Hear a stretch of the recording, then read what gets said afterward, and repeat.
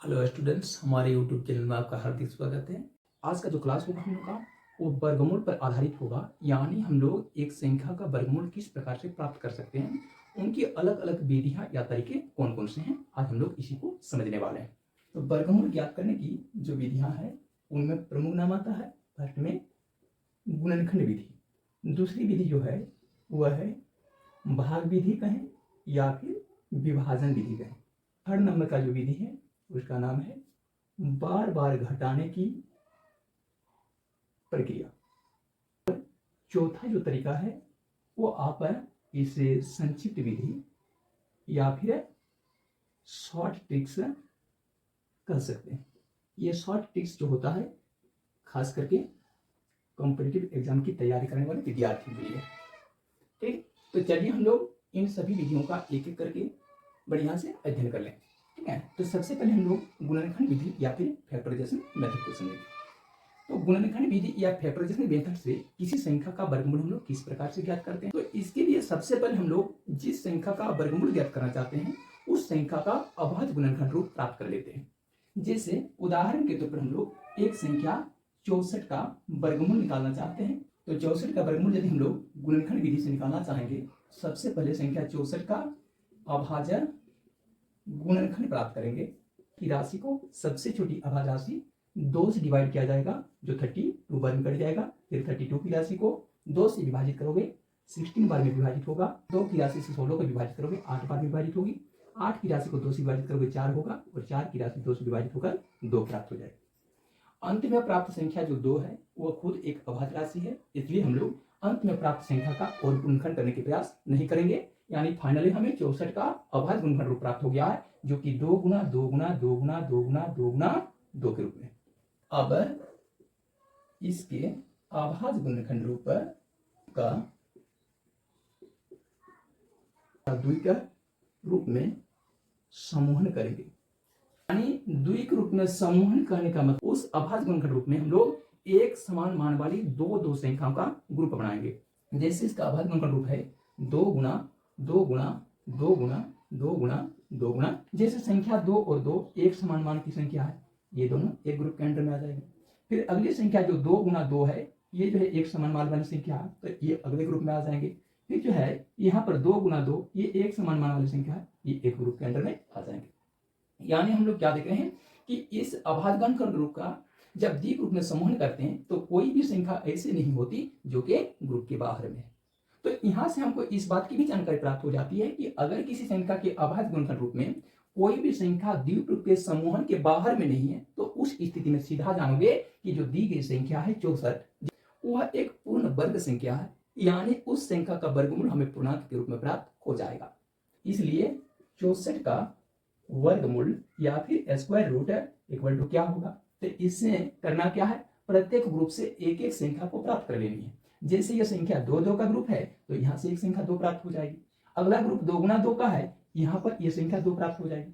यदि ये 3 गुना 3 का ग्रुप होता तो यहाँ से हम लोग संख्या 3 को प्राप्त करते, 2 को प्राप्त नहीं करते। सारे जो है समूह से एक एक संख्या प्राप्त कर लिए। अब इन संख्याओं को परस्पर या आपस में गुणा कर देंगे तो जो गुणनफल प्राप्त होगा वो दी गई संख्या का वर्गमूल हो जाएगा, स्क्वायर रूट हो जाएगा। जैसे गुणा करेंगे 2 गुना 2 4 और 4 गुना 2 कर दोगे 8। यानी संख्या 64 का वर्गमूल जो हुआ वो 8 के रूप में प्राप्त हो गया। इसे आप लोग आंसर कर देंगे। पूर्ण वर्ग संख्या का जो वर्गमूल प्राप्त होता है वो 2 रूप में प्राप्त होता है। जैसे 64 का वर्गमूल 8 प्राप्त हो गया तो 8 की जो चिन्ह है वो कौन सा है, धनात्मक है, तो यहाँ पर +8 या 8 तो है ही, साथ ही साथ में 64 का जो वर्गमूल है ना वो आपका -8 भी है। या लेकिन अपवाद में शून्य को रखोगे क्योंकि शून्य का जो वर्गमूल प्राप्त होता है वह न तो धनात्मक प्राप्त होता है न तो ऋणात्मक प्राप्त होता है, बल्कि शून्य जिस प्रकार से निरपेक्ष राशि है उसका वर्गमूल भी निरपेक्ष राशि या एब्सोल्यूट नंबर के रूप में ही प्राप्त होता है। अब हम लोग विभाजन विधि या भाग विधि से किसी एक संख्या का वर्गमूल निकालना सीखेंगे।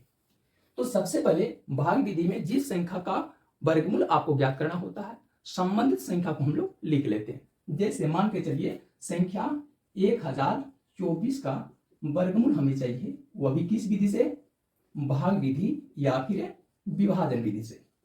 तो हम लोग सबसे पहले क्या करेंगे, संख्या जो 1024 है 1024 इस जगह पर लिख देंगे। अगर अन्य संख्या रहती तो अन्य संख्या भी हम लोग उस जगह पर लिख लेते। ठीक है, अब देखेंगे ये जो 1024 की राशि है वो कैसी राशि है, प्राकृत संख्या है। इस स्थिति में दाहिने ओर से दो दो अंकों का जोड़ा बनाओगे, दाहिने ओर से, बाएं ओर से नहीं, दाहिने ओर से। जैसे इसमें 4 और 2 का एक जोड़ा बन गया, उसी प्रकार से दूसरा जोड़ा 0 और 1 का बन गया। समझ पाए? यानी कहने का मतलब है यहां पर हमें संख्याओं का दो जोड़ा प्राप्त हो गया जो कि दाहिने ओर से लिया।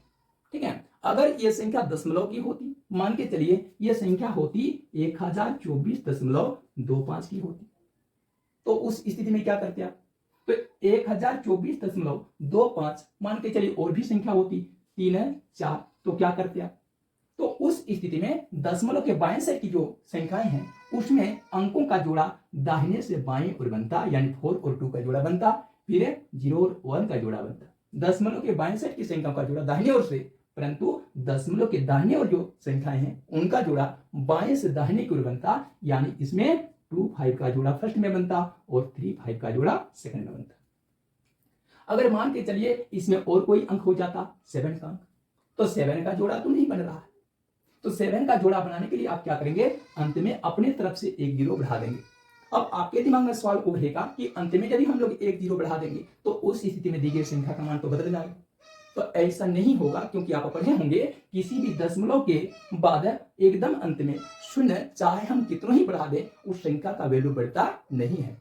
उसी प्रकार से दशमलव के एकदम शुरू में अगर शून्यों की संख्या हम कितनों भी बढ़ा देंगे तो संख्या का मान बदलता नहीं है। यानी दशमलव के बाद एकदम लास्ट में या दशमलव के पहले एकदम फर्स्ट में शून्य का कोई वैल्यू नहीं होता है। में जोड़ा बनाने के लिए आप अपने स्तर से क्या करेंगे, ये 0 का मान बढ़ाकर 7 और 0 का जोड़ा बना देंगे।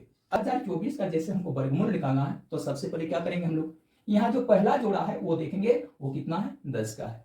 अब आपको क्या करना है, मन ही मन में सोचना है कि हम बड़ी से बड़ी कौन सी संख्या ले लें जिनका वर्ग जो होता है वो 10 के समान या उसके आसपास में, उसके लगभग में होता है, 10 से ज्यादा नहीं होता। किसी भी संख्या का वर्ग 10 के बराबर नहीं है, लेकिन हाँ 10 के लगभग में अवश्य है, और वो संख्या है 3 की संख्या। तो आप लोग क्या करेंगे, इस जगह पर 3 लिखेंगे, इस जगह पर 3 लिखेंगे, गुना करेंगे 3 गुना 3 9, घटाओगे 10 में 9 घटा दोगे कितना हो जाएगा 1। तो आप लोग क्या देख रहे हैं कि यहाँ जो भी संख्या या अंक लिखेंगे आपको नीचे उसी का अंक लिखना है। जैसे यहाँ 3 लिखे तो यहाँ पर 3 लिख दिए हम लोग। अब जिस तरह से विभाजन की प्रक्रिया में ऊपर की संख्या से नीचे की संख्या घटाते हो तो 10 में 9 घटा दोगे 1 प्राप्त हो जाएगा।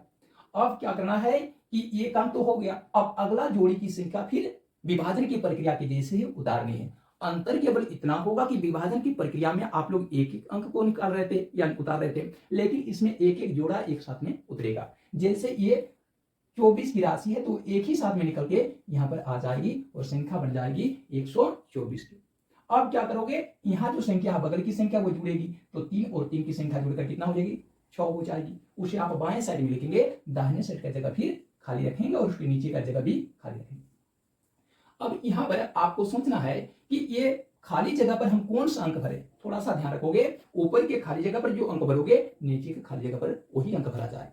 ठीक है, यानी ऊपर में 0 भरते हो नीचे भी 0, ऊपर 1 भरते हो नीचे 1, ऊपर 2 भरते हो नीचे 2, ऊपर 3 भरते हो नीचे 3 होगा। यदि यहाँ पर हम लोग 0 भर देते हैं तो 0 तो क्या हो जाएगा 60 या 60 हो जाएगा। तो यदि यहाँ 0 भरोगे तो इस जगह पर 0 हो जाएगा, यानी फिर यहाँ बनी संख्या 60 जो होगी 6 पर 0 60, वो गुना होगी 0 से, तो 60 गुना 0 कर दोगे कितना हो जाएगा, गुणनफल 0 हो जाएगा और उसका मान 124 से काफी कम है। तो हमारी कोशिश रहनी चाहिए कि हमें 124 के बराबर या फिर उसके आसपास की संख्या को प्राप्त कर लें। ऐसा ही कोई अंक हम लोग इस रिक्त स्थान पर भरेंगे। तो देखेंगे इस स्थिति में 0 से बड़ा अंक ले लेते हैं, तो 0 से बड़ा अंक किसको ले लेंगे, 1 को ले लें। तो 0 से बड़ा अंक अगर 1 को ले लेंगे तो नीचे भी 1 होगा, यानी संख्या बढ़ जाएगी तब 61 या 61, और 61 की राशि अगर 1 से गुना होगी तो 61 के 61 होगी। अब भी संख्या देखिए 124 से काफी कम मान वाली संख्या है 61। तो उस स्थिति में हम लोग को ये डिजिट 1 से थोड़ा आगे बढ़ाना चाहिए, और 1 के बाद अगली जो डिजिट है वो है 2 की डिजिट।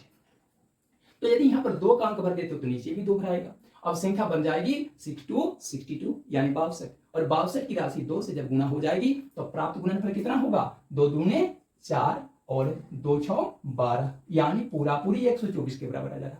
तो उस स्थिति में हम लोग का यहाँ पर 2 भरना उचित होगा। अगर आप यहाँ 3 भर देते हो तो यहाँ अगर 3 भरते हो तो नीचे भी 3 भरा जाएगा, तो संख्या बन जाएगी 63 या 63, और 63 की राशि 3 से गुना हो जाएगी तो 189 हो जाएगा, जो कि ऊपर के मान 124 से बहुत बड़ी संख्या है।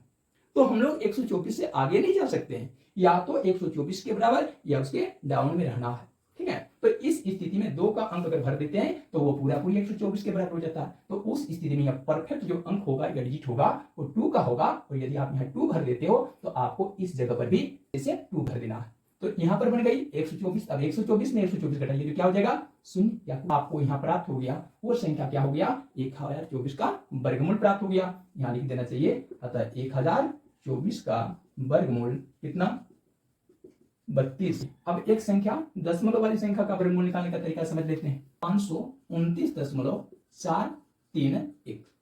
एक ये दशमलव वाली संख्या है, इतना का वर्गमूल हमें प्राप्त करना है। तो याद रखिएगा, इतना का वर्गमूल जो प्राप्त करोगे वह केवल और केवल भाग विधि से प्राप्त कर सकोगे।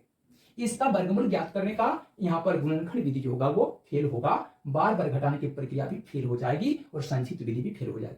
तो यानी इसका वर्गमूल, दशमलव वाली संख्या का वर्गमूल ज्ञात करने का जो परफेक्ट तरीका है, सबसे अच्छा तरीका, सबसे बेस्ट तरीका कर सकते वो भाग विधि या विभाजन विधि है।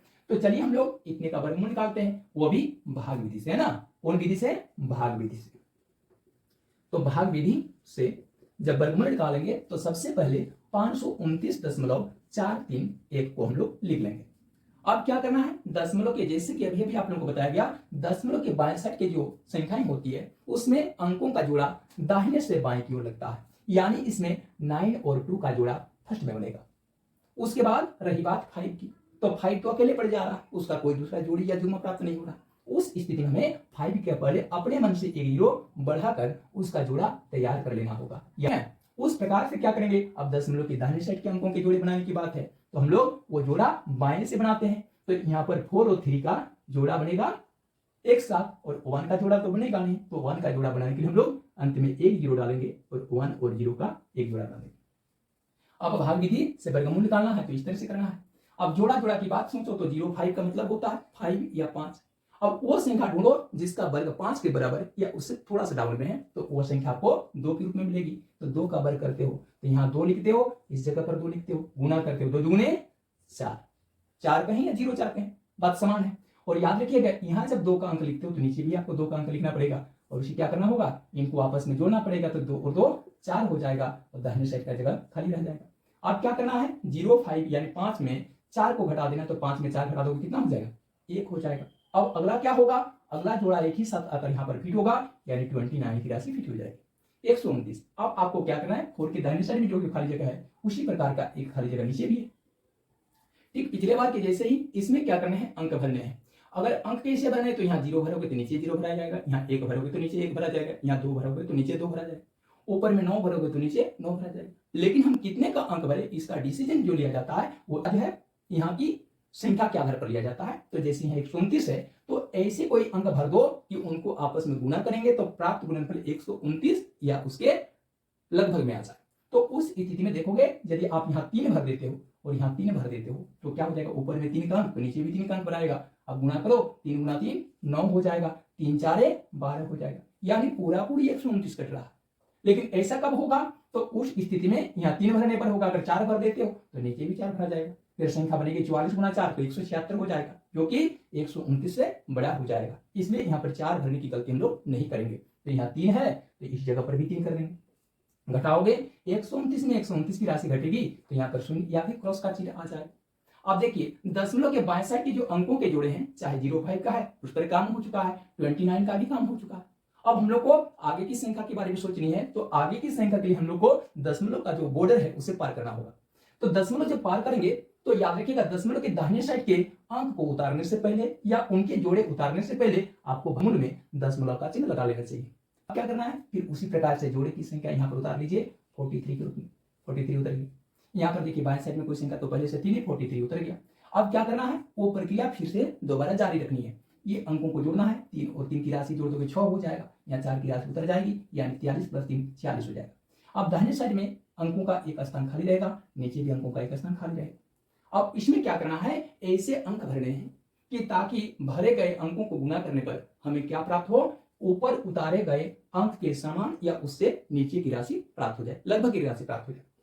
तो सोच लीजिए यहाँ 4 6 है, अगर आप यहाँ 0 भरते हैं तो यहाँ पर 0 भरना होगा, यानी 460 460 मैंने 460 की राशि 0 से गुना होगी, तो 460 की राशि 0 से गुना होगी, प्राप्त गुणनफल कितना होगा, 0 होगा, और 0 का जो मान होगा वो 43 से कम हो जाएगा। लेकिन हम क्या बोले कि आपको बड़ी से बड़ी अंक लेने चाहिए, संख्या लेनी चाहिए, कोशिश करनी चाहिए। तो अगर आप समझते हैं कि यहाँ पर 1 ले लेंगे, 0 से बड़ा अंक 1, तो यहाँ 1 ले लोगे तो नीचे 1 लेना पड़ेगा, तो उस स्थिति में संख्या बनेगी 461 461, और 461 की राशि 1 से गुना होगी तो प्राप्त गुणनफल होगा 461, जो कि 43 या 43 से बहुत बड़ी संख्या है। तो यहाँ पर 1 लेना या उससे अधिक या उससे बड़ी मान वाला अंक लेना एक प्रकार से क्या होगा, गलत होगा। तो इस वजह से यहाँ पर हम लोग 1 या उससे बड़े मान वाला अंक नहीं लेकर किसका अंक लेंगे, शून्य का अंक लेंगे। तो यहाँ पर शून्य भरेंगे, नीचे शून्य भरा जाएगा, 460 की राशि 0 से गुना होगी, 460 गुना 0 कितना हो जाएगा, 0 हो जाएगा। अब 43 में 0 माइनस कर दोगे कितना हो जाएगा, 43 होगा, घटाओगे तो 43 ना होगा जी। अब क्या करना है, इनको फिर से जोड़ना है, तो 460 की राशि 0 से जुड़ेगी तो 0 0 0, 6 के 6, 4 के 4, यानी 460 होगा। अब क्या करना है, ठीक, दशमलव के दाहिने साइड में देखिए अंकों का और एक जोड़ा का उतारना सिर्फ रह गया है, और वो जोड़ा है कितना, 1010 के रूप में। तो वह राशि जो होगी एक ही बार में कहां आ जाएगी, 43 के बगल में आकर उतर जाएगी, यानी संख्या अब बन जाती है 4310 की।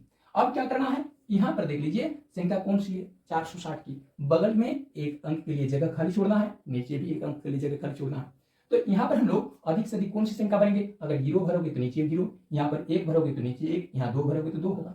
तो उस स्थिति में देखोगे यदि आप 0 भर देते हो तो संख्या बन जाती है 4600, और 4600 की राशि 0 से गुना होगी, तो निश्चित रूप से 0 से कोई भी राशि गुना हो जाए तो प्राप्त गुणनफल 0 होता है। तो यानी यहाँ गुणनफल के रूप में 0 प्राप्त हो जाएगा, जो कि 4310 से काफी डाउन की संख्या है, नीचे की संख्या, ठीक है, कम मान वाली संख्या। तो हम लोग क्या करेंगे, ये सोच रहे हैं कि अगर यहाँ पर 1 का अंक भर देते हैं तो नीचे भी 1 का अंक भरना पड़ेगा, तो संख्या बन जाएगी 4601। अब 4601 की राशि 1 से गुना होगी तो फिर 4601 प्राप्त हो जाएगा, जो कि 4310 से बड़ी मान वाली राशि हो जाएगी। तो एक बार में बड़ी हो रही है, ठीक है, तो उस स्थिति में हम क्या करेंगे, उस स्थिति में हम लोग इसे 0 बार ही लगाएंगे, यानी 0 और इस जगह पर भी 0, ठीक है। थोड़ा सा और एक बात का ध्यान रखेंगे, अभी हम लोग ऊपर की जो प्रक्रिया दोहरा है, तो इसमें देखिए 2 रखे थे तो 2 भरे, 3 रखे तो 3 भरे, लेकिन इस थर्ड प्रक्रिया में जो 0 की राशि आई थी उसको हम लोग अभी नहीं लिखे, यहाँ पर लिख लो, उसको अच्छा रहेगा।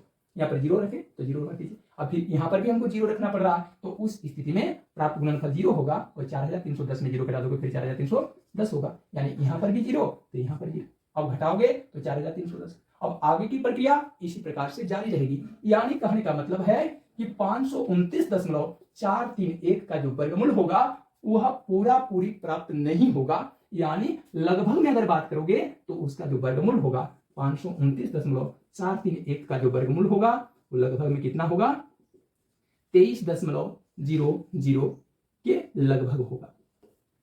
याद रखिएगा, इस प्रक्रिया में भी यदि विभाजन के रूप में या विभाजन की प्रक्रिया में शेषफल के रूप में अगर केवल और केवल अंत में सारी प्रक्रिया खत्म हो जाकर अगर अंत में शेषफल के रूप में आपको शून्य प्राप्त नहीं होता है तो सीधा जानोगे कि वो संख्या भी एक पूर्ण वर्ग संख्या नहीं है। समझ पा रहे हैं।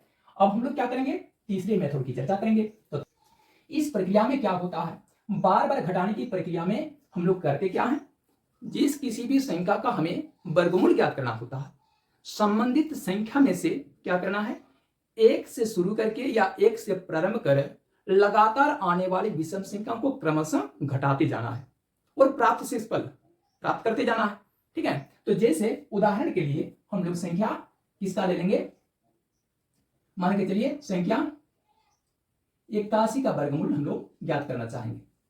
81 का वर्गमूल बार बार घटाने की विधि से प्राप्त करना चाहेंगे।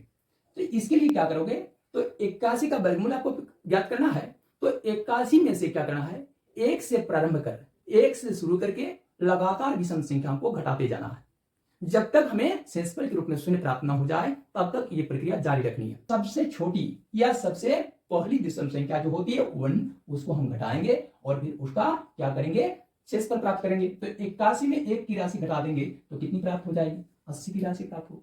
अब प्राप्त शेषफल 80 में फिर घटा देंगे, 1 के बाद अगली विषम संख्या कौन सी है, 3, तो 80 में से 3 घटा देंगे, कितना हो जाएगा, 77 की राशि प्राप्त हो जाएगी। अब 77 में फिर से घटा देंगे, उसके बाद अगली विषम संख्या कौन सी है, 5 की है, तो 77 में 5 घटा दोगे तो 72 होगी। अब 72 में फिर से घटा दीजिए अगली विषम संख्या कौन सी, तो 5 के बाद अगली विषम संख्या जो है वो 7 की है, तो 72 में 7 घटा दोगे कितना हो जाएगा, 65 प्राप्त होगा। अब फिर 65 में से क्या करना है, 65 में से घटाना है, 65 को हम यहाँ लिख देते हैं इस जगह पर, देखिए नीचे लाइन में, तो 72 में 7 घटा दोगे 65। अब 65 में क्या करना है, ठीक बाद वाली जो विषम संख्या, तो 7 के बाद वाली विषम संख्या 9, तो 65 में 9 घटा दोगे कितना होगा, 56 हो जाएगा। अब 56 की राशि में क्या करना है, फिर से घटा देना है अगली विषम संख्या कौन, 11 को, तो 11 को घटा दोगे तो 56 की राशि में 11 घटा दोगे कितना होगा, 45 प्राप्त होगा। अब 45 की राशि में फिर घटा देंगे कौन सी राशि, अगली विषम संख्या, 11 के बाद अगली विषम संख्या 13 की, तो 45 में 13 घटा दोगे कितना हो जाएगा, 32 हो जाएगा। अब 32 में क्या कर देंगे, फिर से घटा देंगे अगली विषम संख्या, घटा देना 13 के बाद अगली विषम संख्या कौन, 15, तो 32 में 15 घटा दोगे तो क्या प्राप्त होगा, वो प्राप्त हो जाएगा 17। अब 17 में क्या घटा देना है, 15 के बाद वाली जो विषम संख्या है 17 को, तो अंत में आपको शून्य प्राप्त होगी। जब अंत में शेषफल के रूप में शून्य प्राप्त हो जाए तो उस प्रक्रिया को रोक देनी है। और यहां आप देखेंगे कि ये बार बार घटाने की प्रक्रिया में कितने बार के बाद या कितने स्टेप के बाद हमें आखिरकार शून्य प्राप्त हुआ। तो देखिए ये प्रक्रिया दोहराई गई, 1 बार, 2 बार, 3 बार, 4 बार, 5 बार, 6 बार, 7 बार, 8 बार, 9 बार। 9 बार दोहराने के बाद हमें आखिरकार शून्य प्राप्त हुआ। तो आपको क्या करना है, अतः 81 का वर्गमूल या स्क्वायर रूट है वो 9 होगा। 9 बार घटाने के बाद शून्य प्राप्त हुआ इसलिए वर्गमूल हुआ 9। अगर 7 बार घटाने के बाद शून्य प्राप्त होता वर्गमूल होता 7। अगर 4 बार घटाने के बाद ही शून्य प्राप्त होता तब वर्गमूल होता 4। समझ गए। अब कोई विद्यार्थी कहेंगे क्या प्रत्येक बार हमें शून्य प्राप्त हो जाएगा शेषफल के रूप में, तो ऐसा उम्मीद हमें नहीं रखना चाहिए। याद रखिएगा ये 81 एक पूर्ण वर्ग संख्या थी, इसके चलते अंत में हमको शून्य प्राप्त हुआ। लेकिन जो संख्या पूर्ण वर्ग संख्या नहीं है, जैसे मान के चलिए एक पूर्ण वर्ग संख्या नहीं है 82, और आपसे कोई इंसान कह दे कि 82 का वर्गमूल आप लोग निकालिए, वो भी बार बार घटाने की विधि से, तो बार बार घटाने की जो प्रक्रिया है उससे 82 का वर्गमूल प्राप्त नहीं हो सकेगा। ठीक है, क्यों, क्योंकि एक पूर्ण वर्ग संख्या नहीं है। करें इसकी जांच प्रकार क्या, बार अब हम लोग क्या करेंगे, वर्गमूल ज्ञात करने की चौथी विधि का अध्ययन करेंगे, जिसको हम लोग संक्षिप्त विधि या फिर शॉर्ट ट्रिक मेथड कहेंगे।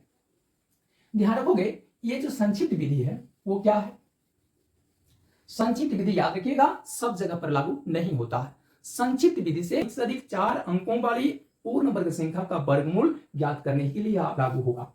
उदाहरण के लिए हम लोग संख्या 4096 का वर्गमूल निकालना चाहते हैं, किस मेथड से, शॉर्ट ट्रिक्स मेथड से। ध्यान दीजिए 4096 में केवल 4 अंक है, तो 4096 में सबसे पहले हम लोग इसके इकाई अंक पर ध्यान देंगे।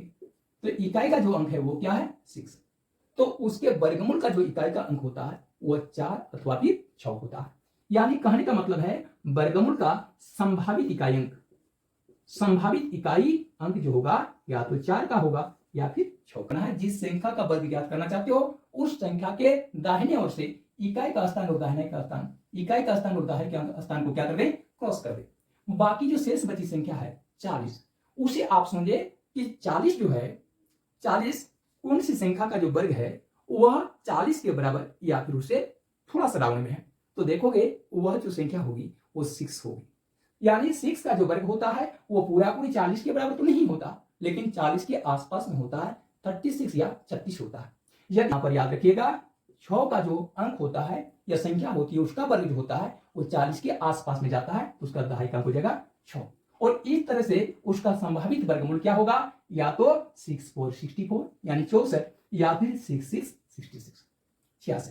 यानी वर्गमूल जो होगा या तो 64 होगा या फिर 66 होगा, दोनों में से कोई एक संख्या के रूप में होगा। अब 70 के बीच की संख्या के रूप में 64 या 66 को पाते हैं, तो सबसे पहले हम लोग क्या करेंगे, आखिरकार ये किनका वर्ग होता है 4096, ये कन्फर्म होना चाहते हो तो यदि आप लोग 60 का स्क्वायर कर देते हो तो कितना हो जाता है, इधर हो जाता है 3600, 60 गुना 60 3600, और यहां पर 70 का स्क्वायर कर देते हो, 70 गुना 70 कितना हो जाता है 4900। तो अब देखोगे यहां जो राशि है 4096 की राशि वो आप सोच लीजिए 3600 के करीब में है कि 4900 के करीब में है। तो आप क्या देखेंगे 4096 की जो राशि है वो 3600 के नजदीक में है, यानी कहने का मतलब है वो 60 की करीब वाली जो संख्या है उसी का वर्ग है। समझ पा रहे हैं, तो बताइए 60 के करीब में क्या पड़ेगा 64 की 66, तो 60 के करीब में पड़ जाएगा आपका 64। और इस स्थिति में क्या करना है, अतः 4096 का जो वर्गमूल निकालना है वो किसके रूप में निकालना है, 64 के रूप में निकाल देना है और इसे आंसर कर देना। ठीक है, तो इस प्रकार से आज का जो टॉपिक हम लोग का रहा विभिन्न संख्याओं का वर्गमूल ज्ञात करने की अलग अलग विधियां, वो आज क्लियर हो गई। जहां तक हमको उम्मीद है आप लोगों को हमारा ये वीडियो अच्छा लगा होगा और ये बेसिकली उन सारे विद्यार्थियों को ध्यान में रख कर तैयार किया गया जो क्लास 8 या फिर उससे अगली कक्षाओं में कॉम्पिटिटिव की तैयारी कर रहे हैं, उनको ध्यान में रखते बनाया गया। वीडियो थोड़ा लंबा हो सकता है लेकिन आपको बेसिकली लाइव भर के लिए इसमें कभी कोई प्रॉब्लम नहीं होगा। ठीक है, इसी प्रकार से अन्य डिफिकल्टी जो है टॉपिक्स को सरल शब्दों में लेकर हम अपने चैनल में बहुत जल्द ही आ रहे हैं। तब तक के लिए विदा दीजिए। जय हिंद, जय भारत।